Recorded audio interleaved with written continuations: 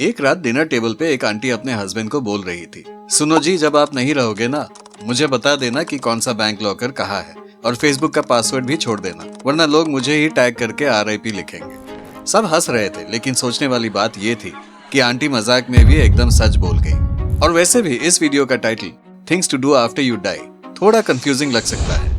मतलब मरने के बाद आदमी तो कुछ कर ही नहीं सकता।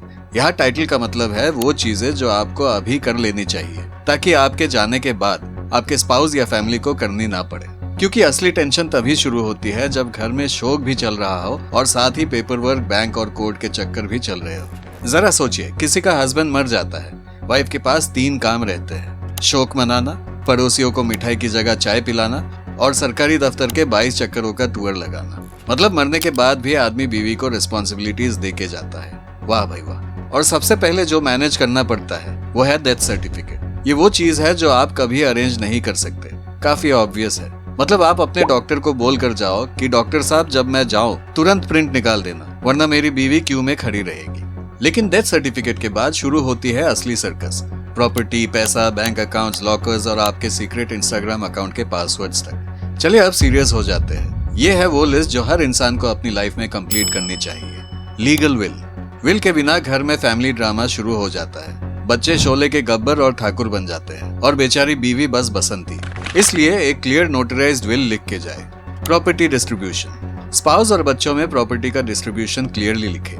ये प्लॉट बड़े बेटे को, ये फ्लैट छोटे को और ये कबर्ड के पीछे वाला सीक्रेट कैश बीवी को। Bank accounts, savings, current, FD, RD सब अकाउंट्स को नॉमिनी और जॉइंट होल्डर के नाम से अपडेट करें। अक्सर होता क्या है, बीवी बैंक जाती है और कैशियर बोलता है, मैडम डेथ सर्टिफिकेट लाइए और नॉमिनी का नाम लाइए और एक और फॉर्म लाइए जो सिर्फ संडे को मिलता है। क्रेडिट कार्ड्स, इन्हें कैंसिल करना बहुत जरूरी है, वरना बैंक इंटरेस्ट लगाता रहेगा और आपकी बीवी को आपके नाम के बाय नाउ क्राई लेटर के बिल्स भरने पड़ेंगे।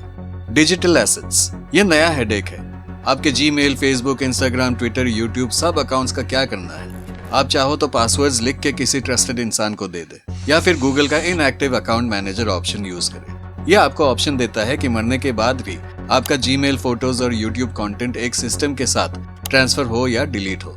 इससे आपकी बीवी या बच्चों को पासवर्ड ढूंढने की टेंशन नहीं होगी। फेसबुक, एप्पल और इंस्टाग्राम में भी ऐसे ऑप्शंस हैं जिन्हें लेगेसी कॉन्टैक्ट और मेमोरियलाइजेशन कहते हैं। व्हाट्सएप थोड़ा ओल्ड स्कूल है। अगर अकाउंट 120 दिन तक इनएक्टिव रहे तो ऑटोमेटिकली डिलीट हो जाता है। लेकिन फैमिली चाहे तो व्हाट्सएप सपोर्ट को डेथ सर्टिफिकेट भेजकर अकाउंट क्लोज करवा सकती है। और जो चैट्स या फोटोज का बैकअप है वो गूगल ड्राइव या iCloud के जरिए लेगेसी एक्सेस से मिल सकता है। फोटोज एंड वीडियोस, जो पर्सनल और फैमिली फोटोज है उनका बैकअप एक एक्सटर्नल ड्राइव या क्लाउड पे रखे और एक्सेस फैमिली को दे, वरना आपके बच्चे फ्यूचर में बोलेंगे, पापा के डांस मूव्स कभी देखने को मिले ही नहीं। Insurance policies and loans, life insurance, health insurance, car insurance सब पॉलिसीज का रिकॉर्ड एक जगह रखें और अगर लोन लिया है तो उसका क्लियर स्टेटस लिखे, ताकि फैमिली को कल को पता न चले कि घर के सामने ऑलरेडी ऑक्शन बोर्ड लग चुका है। इंपॉर्टेंट डॉक्यूमेंट्स फोल्डर, सभी इंपॉर्टेंट चीजें जैसे पैन कार्ड, आधार, प्रॉपर्टी पेपर्स, LIC बॉन्ड्स एक सेफ फोल्डर में रखें, प्रेफरेबली एक लॉकर में। उसका एक्सेस पासवर्ड या कीज फैमिली को दे। अभी आपको ये सब थोड़ा बोरिंग लग रहा होगा, लेकिन असली कहानी तब शुरू होती है जब ये काम किए बिना कोई इंसान चला जाता है।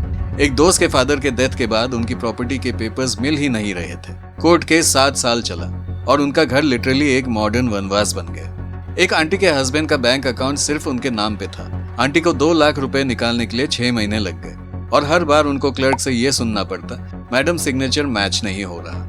अब सवाल ये है, अगर फैमिली को इनमें से किसी भी प्रोसेस के बारे में नॉलेज ना हो तो क्या करें? क्योंकि हर कोई लॉयर, बैंकर या CA थोड़ी होता है।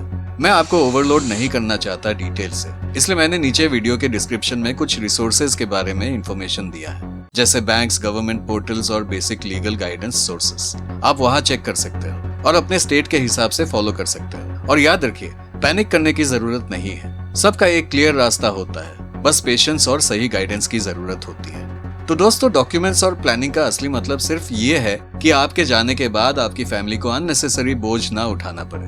आप अपनी यादें, अपना प्यार और अपना आसान बनाया हुआ रास्ता छोड़ कर जाए, ना कि टेंशन, कोर्ट केस और पासवर्ड्स के पजल्स। क्योंकि आखिर में जिंदगी जाने के बाद भी अपनों की मुस्कान बचाने के लिए होती है। मुलाकात हो ना हो, I have died every day, waiting for you. Darling, don't be afraid. I have loved you for 1,000 years. I love you for 1,000